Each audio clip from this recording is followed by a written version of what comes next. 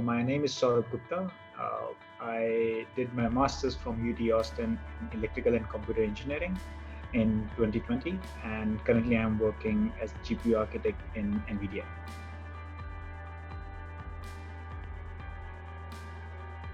The reason that I did my master's was that I wanted to go deeper into computer architecture and related systems. Uh, and GPUs are a rage in semiconductors right now.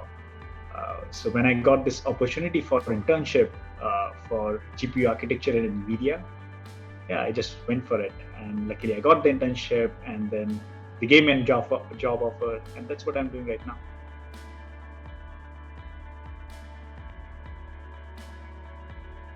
You get a lot of advices, and you take some, you pass on some. But if I have to pinpoint one, I think this is something that I keep close to my heart, and I give out to other students as well, to be a student always. Uh, to look at things as a student, because even if you did your undergrad, your master's, your PhD, or even higher, uh, things gonna change. Things are gonna change. So important thing is, as things change, we are always enthusiastic to learn about those things. Even our professors who have so much experience into their related fields, you can see them every day learning more and more, reading more and more papers. Keep doing that. I tell that to all the students here.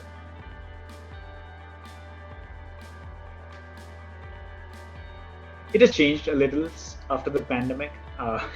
So there is a contrast there. Before the pandemic, when I was interning, a day would typically look like going to the office in the morning, meeting people there or breakfast, going to the work, and again meeting for lunch, and then again going to the work. That in the pandemic, it has changed a little. You still try to accommodate a lot of things that you used to do pre-pandemic, like meeting with the people through Zoom calls. I have a lot of one-on-one schedule with my team members where I try to meet them personally, which is what I would have done in uh, offline kind of environment with them in office. So I try to do that. Apart from that, I typically try to keep my task list with me. I try to break my tasks that I've gotten into sub-tasks, and I first thing in the morning, I look at that list, what all I have in tank. I look through what all meetings I have in the day, try to plan it in my head, and then yeah, I go through them one by one. So yeah, you try to, even after pandemic, you try to keep things how they were, because you want to have that interaction going on, because it can really lack in the present environment.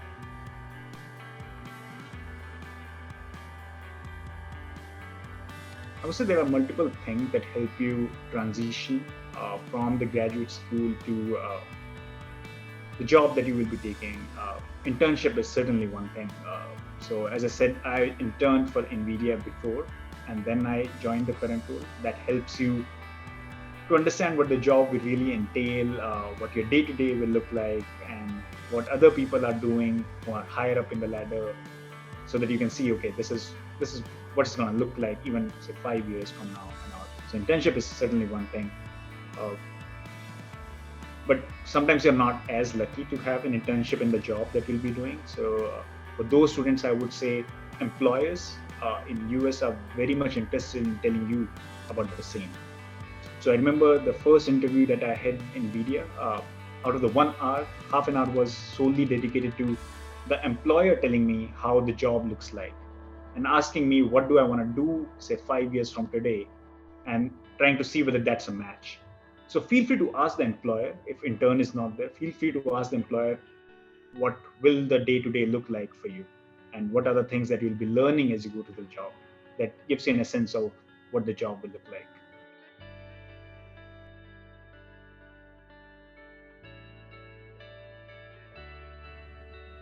And in general, I feel employers as well try to assess candidates based on two levels, which I think of it as.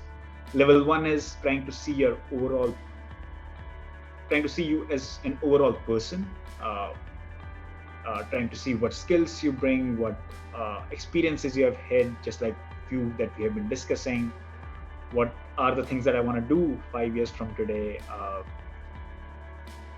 That's the first level, where I'm trying to assess the person on a global kind of level.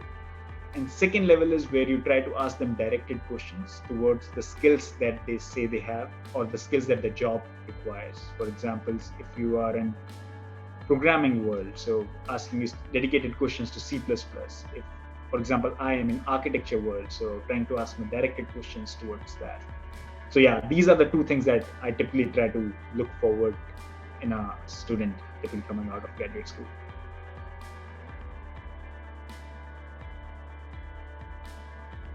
There are some things that you can do. For example, I was saying that try to have as many one-on-ones with people. So in my company at NVIDIA, the manager already has a one-on-one scheduled with me every week. But I went about asking for a mentor separately who can help me out with my daily tasks and have a one-on-one with them. Uh, there are some virtual lunches that are held, which kind of go across the bigger part of the team. Try to be there. It kind of helps you to get a sense of belonging with the team that you are doing, and what to see what not just you, what others are doing, and you can understand all those. So yeah, these are the things I would tell. Try to be involved as much as possible, not just we are working at home, but still try to get a feeling that you're working from office.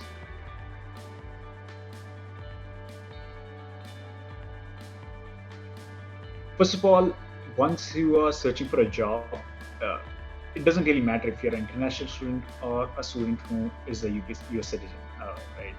Uh, you both are looking for a job, and you should be confident in what skills you're bringing to the table.